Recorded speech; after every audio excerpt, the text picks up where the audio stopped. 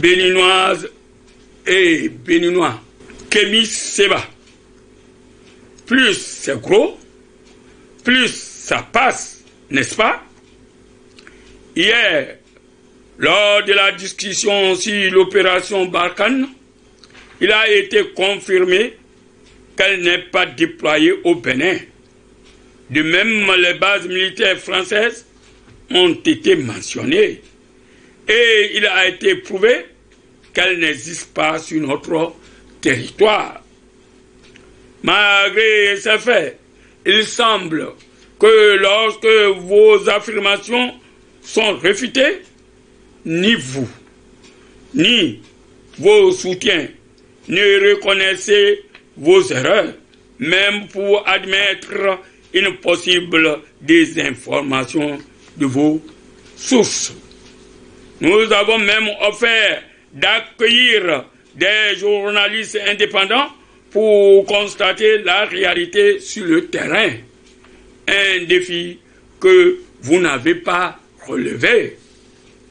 Votre récente allégation concernant la présence des légionnaires français au Bénin soulève des doutes. Serait-il plus crédible à vos yeux car il partage votre origine? Nous vous invitons cette fois à nous accompagner sur le terrain pour les présenter afin de dissiper tout malentendu.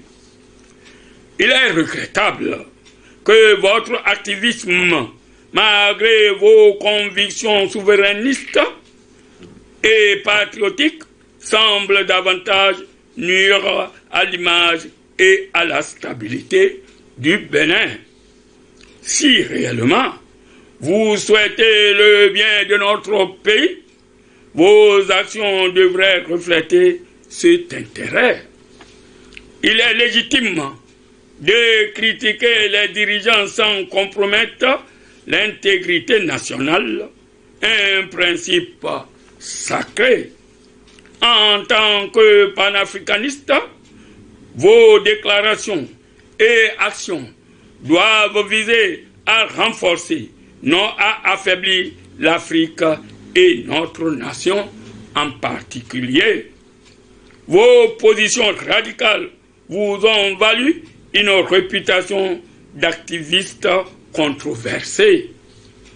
Je vous encourage, Monsieur Kémy Séba, à reconsidérer vos positions et à adopter un discours constructif pour le bien de notre pays et de l'Afrique dans son ensemble. Béninoises et Béninois, voilà ce que nous pouvons dire. Mais à nous aussi les Béninois, je demande à Dieu le Tout-Puissant, le Tout-Miséricordieux, que s'il ne nous pardonne pas et avoir pitié de nous, nous serons parmi les perdants. Car ce pays a donné à beaucoup de politiciens, des citoyens, mais les Béninois ne veulent rien donner à ce pays.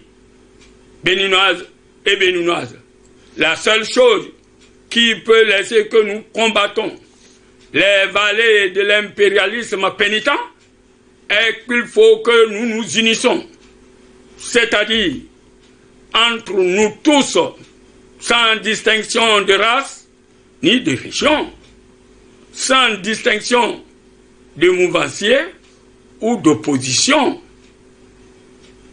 L'unité, la cohésion nationale, l'amour, la paix, la réconciliation, la libération de nos prisonniers politiques, le retour des exilés, nous permettra, chers Béninois, à résoudre ce problème.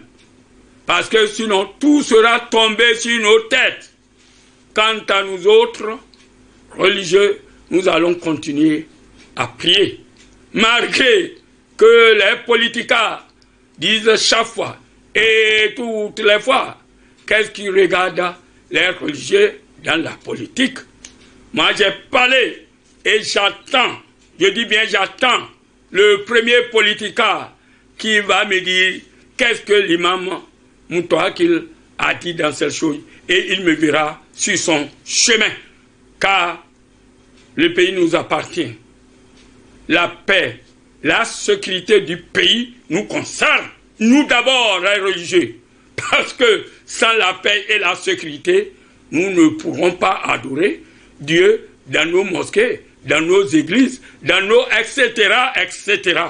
Donc on doit avoir la crainte de Dieu. Ainsi donc, j'invite les gouvernants et les gouvernés et le peuple béninois tout entier qu'on se mette ensemble, se pardonner pour construire ce pays dans la paix, dans l'amour, dans la fraternité, dans la justice, dans l'équité et dans la transparence pour barrer la route aux ennemis intérieurs et extérieurs.